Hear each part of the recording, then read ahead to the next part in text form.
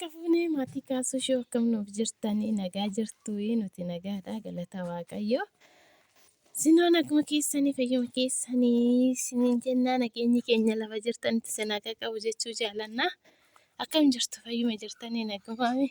Ijaarras deebinee dhufnee jirra. Har'a immoo bal'atuun maal qabattee dhuftee jechuun keessaniin oolu gaa'eessarti bal'atuun har'a gibbii ishii keessarti jechuudha. Gibbii ishii keessarti kunoo mana ishii keessarti manni keenya ataakiltii hafuun mul'atu. Qaaraan illee kunoo gahaa jira.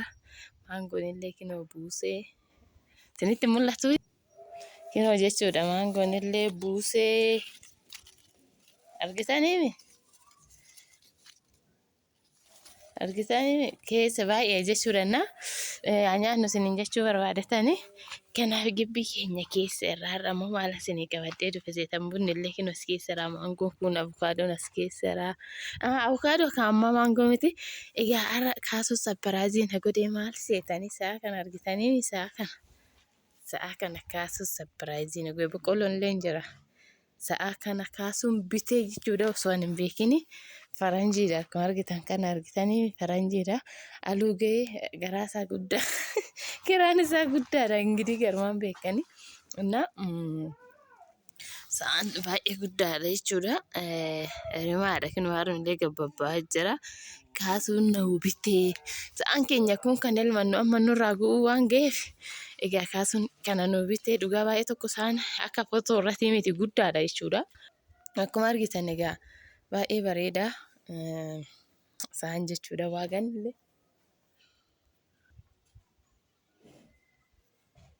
Gatiin isaallee akkasuma baay'ee bareeda tokko gatiin isaatillee jechuudha. Kunoo akkuma argitan duubaan immoo akkana jira. Dhugaa dubbachuudhaaf jechuudha. Sa'aan baay'ee tokko qumanaallee hin qaba bakka warri faranjiidha. Egaa gatiin isaa baay'ee tokko bareeda kaasuu kan nu biteeni. Rimaa immoo rimaa ji'a 8ti jechuudha. Aluuf amma ji'a tokko bicha qofaatu hafee jechuudha. Addisii dhufee kunoo muchi isaa gad durrubaa jira jechuudha. Amma rimaa akka egaa xiqqoo hanqina qaba huqqina qaba hanqatee jira malee baay'ee tokko bareedaa jechuudha. Nuti asitti nu garuu boodaaf manatti gala waan ta'eef akkas isiniin jira kaasuu baay'ee tokkoon gammade dhugaa gammachuu akka hin jedhamne gammadee bakka jechuun sappiraayizii nu godhee kaasuu fidee bitee hi'ee deeme. Ammaaf hin jiru silaa gammachuu kaasuma wajjin ibsanna waan ta'eef kaasuun egaa ammaaf abbaa abbicha isaatiif birrii dabarsuu deeme waan ta'eef kana isiniin jedha warroonni bitachuu barbaadan akka tasaatti arganne nu bargeetti baay'ee yoo barbaadame rimaan hin argamu jechuudha. Akka tasaatti arganne sa'i malee baay'ee hin argamu jechuudha. Kan yookiin alee yookiin ammoo bakka kan ganaa rimaa hin taane kan akkasiiti malee akka rimaa kana baay'ee hin arganne. Gatiin isaatiillee immoo waan nama gaaruun baay'ee tokko bareeda. Egaa gatii madaalawaadhaan bitanne egaa warroonni immoo barbaadan iraadas haa ta'u saas haa ta'u waan barbaadan akkuma isiniin jedhe yeroo hundaan dubbadda waan barbaadan nu gaafachuu ni dandeessanii isiniin jedha. Nu biratti waan hunduu ni argama akka keenya kana immoo waan isin qabne baay'ee keessan horii aannaniin barbaadan maatii keessaniifis ta'ee ijoollee keessaniifis kan ijoollee qabanis egaa gara fuulduraattis immoo nyumtuu egaa nama ta'e kan ala hin barbaanne hin jiru waan ta'eef erga alli dhufee immoo maaltu barbaachisa aannantu barbaachisa jechuudha. Egaa aannan haadharratti aannan wariitis ni barbaachisa jechuudha. Aannan xaasatis ni jira garuu immoo aannan xaasatirra agajjee jaayii bargite xaasaa saniin booda immoo egaa aannan warii barbaachisa jechuudha. Aannan warii daa'imti tokko lattee jajaan booda malee ni eeyyamamuufi. Kanaafiyyuu warroonni barbaadan heloo jechuu bichaadha sin barbaachisa jechuudha. Kunoo sa'aan bareedaa dhugaa dubbachuudhaaf qumatiin isaatiyyuu sin gaarama akka gatiin illee gatii bareedaan bitame. Egaa akkasii isiniin jira gatiin isaa meeqattanii warri gammattan viidiyoo lammataati walitti deebina. Sin garuu gatii isaa gammataa viidiyoo koomentii irratti barreessaa.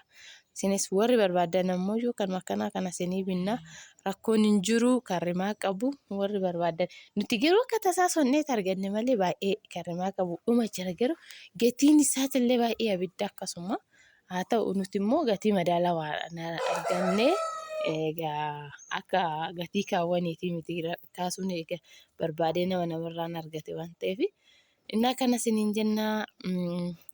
Sanirraa kanaaf immoo illee horsiisaa jira argitanii. Lukkoolleen hin jiranii. Egaa amma qaammeef qoqqobbaa jiru baay'ee jira kun achi keessa boqqolloo keessa hokatan malee qaammeef qoqqobbaa jiranis hin jira.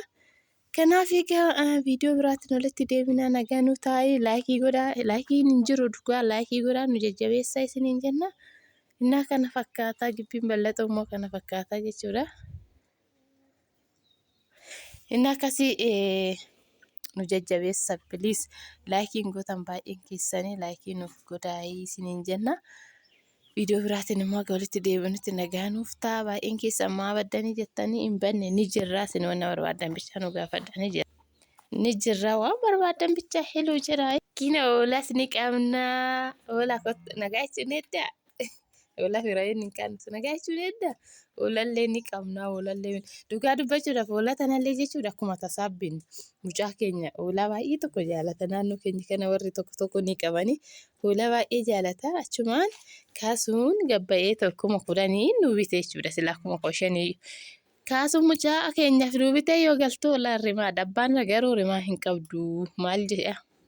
Maal jedhama akka maseena jedhee itti gurgurate garuu amma kenoo nu aluu geesse ishiinillee nu aluu geesse ishiinillee egaa tasa bareedan jedha Oromooni kanas hin jira nagaa nu taasisan jaaladha baay'ee.